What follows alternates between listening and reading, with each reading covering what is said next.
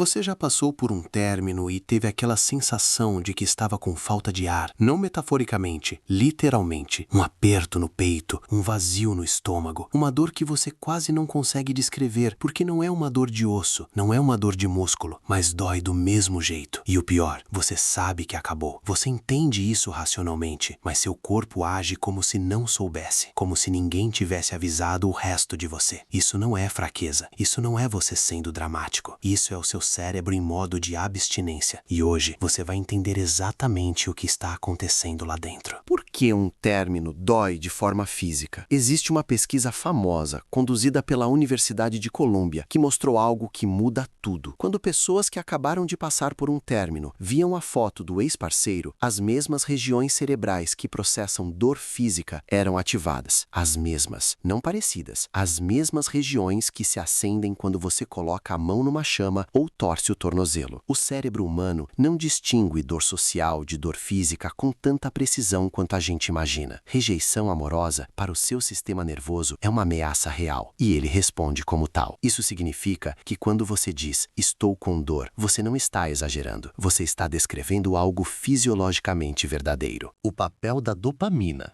E o que acontece quando ela some. Agora vem a parte que explica por que você não consegue parar de pensar nessa pessoa, mesmo quando não quer. Quando você está em um relacionamento, especialmente nos períodos de maior intensidade emocional, seu cérebro libera dopamina. A dopamina não é o hormônio do amor, ela é o hormônio da antecipação, da busca, da recompensa. É o que te faz querer mais, é o que te mantém conectado. E quando o relacionamento acaba, essa fonte de dopamina some, do nada, sem aviso gradual. O que acontece com qualquer substância que o cérebro aprendeu a esperar e de repente não recebe mais? Abstinência. E a abstinência emocional funciona de forma muito parecida com a abstinência química. Ansiedade, agitação, pensamentos intrusivos, dificuldade de concentração, insônia, aquela compulsão de mandar uma mensagem só para ter um contato, qualquer contato. Não é falta de força de vontade, é o seu cérebro pedindo desesperadamente o que ele aprendeu a receber. Por que você não consegue parar de pensar e por que a recaída acontece? Quando você fica com alguém por um tempo, o cérebro cria redes neurais associadas a essa pessoa. Cheiros, músicas, lugares, horários, até gestos automáticos que você fazia quando estava com ela. Tudo isso fica gravado. Essas redes não desaparecem quando o relacionamento termina. Elas continuam lá, esperando ser ativadas. Por isso, um cheiro acidental no metrô te derruba. Por isso, uma música toca e você some por uma hora. Por isso, às 22, você ainda sente aquele vazio. Porque às 22 era o horário que vocês costumavam conversar. Seu cérebro ainda está rodando o programa antigo. E toda vez que um desses gatilhos é ativado, ele libera um pouco daquele circuito de dopamina de volta, o que cria a ilusão de que você precisa dessa pessoa, quando na verdade você precisa que seu cérebro aprenda um novo padrão. A recaída, o ato de voltar para um relacionamento que já terminou, muitas vezes não é uma decisão consciente. É o circuito de recompensa no piloto automático. O cérebro encontrou o atalho mais rápido para aliviar a abstinência e foi lá buscá-lo. Mini caso. Pense na Camila, 28 anos, relacionamento de 3 anos que terminou há 2 meses. Racionalmente, ela sabe que a relação não funcionava. Ela mesma tomou a decisão. Mas às sextas-feiras, ela entra em colapso, porque sexta era o dia deles. Ela evita uma cafeteria específica no bairro, porque o cheiro daquele lugar faz tudo voltar. Ela está bem durante a semana, quando está ocupada, mas nos momentos de silêncio, o pensamento aparece automaticamente, como se fosse ligado por alguém de fora. Camila não está com saudade porque ainda ama da mesma forma. Ela está em abstinência emocional. O cérebro dela ainda está tentando encontrar a recompensa que aprendeu a esperar. E cada vez que ela consegue atravessar um desses momentos, sem agir com base no impulso, uma pequena reorganização acontece lá dentro. Como o cérebro se reorganiza após o término? Aqui está a parte que a maioria das pessoas não sabe e que muda a perspectiva completamente. O cérebro humano tem uma capacidade chamada neuroplasticidade. Em termos simples, ele muda com base no que você repete. As redes que ficaram associadas ao ex-parceiro não desaparecem de uma hora para outra, mas elas enfraquecem com o tempo e com novas experiências, e novas redes se formam no lugar. Não é que você esquece a pessoa, é que o peso emocional daquelas memórias vai diminuindo à medida que o cérebro aprende que aquele estímulo não é mais relevante para sua sobrevivência. Esse processo leva tempo, e ele não é linear. Você vai ter dias bons e dias ruins que parecem um retrocesso, mas não são retrocesso. São o sistema nervoso integrando a perda em camadas, como sempre fez com qualquer coisa difícil. O problema é quando a pessoa evita esse processo, ficando em contato constante com o ex, mantendo todos os rituais do relacionamento, alimentando o circuito de dopamina com doses pequenas que nunca deixam o cérebro começar a reorganização real. Plano prático de 3 passos. Passo 1. Entender o que está acontecendo de verdade. O primeiro passo não é agir, é compreender. Quando o impulso de mandar mensagem aparecer, quando a saudade bater com força, pause por um momento e nomeie o que está sentindo. Meu cérebro está em abstinência agora. Isso não elimina a dor, mas separa você do impulso. Você deixa de ser a dor e passa a observar a dor. E essa diferença é enorme. Passo 2. Identificar e interromper os gatilhos automáticos. Faça uma lista honesta dos principais gatilhos: horários, músicas, lugares, aplicativos. Não para evitá-los para sempre, mas para reconhecê-los quando aparecerem. Quando um gatilho é ativado e você age de forma automática, o circuito antigo se fortalece. Quando você reconhece o gatilho e escolhe não agir com base nele, você começa a enfraquecer essa conexão neural. Pequena decisão, grande efeito acumulado. Passo 3. Criar novos estímulos de forma intencional. O cérebro precisa de novas fontes de recompensa para reorganizar o circuito. Isso não significa distração forçada. Significa encontrar atividades, conexões e experiências que ativem o sistema de dopamina de forma saudável. Exercício físico, projetos criativos, conexões sociais reais. Não para substituir a pessoa, mas para dar ao seu cérebro novos caminhos para percorrer enquanto os antigos enfraquecem. Terminar um relacionamento dói de um jeito que poucas coisas na vida conseguem reproduzir. E agora você entende por quê. Não é drama, não é falta de maturidade. É o seu sistema nervoso respondendo a uma perda real da única forma que sabe. Com dor, com busca, com abstinência. Entender isso não tira a dor imediatamente, mas muda a relação que você tem com ela. Porque quando você sabe o que está acontecendo no seu cérebro, você para de se julgar por sentir e começa a atravessar com um pouco mais de clareza. E atravessar, mesmo devagar, já é suficiente.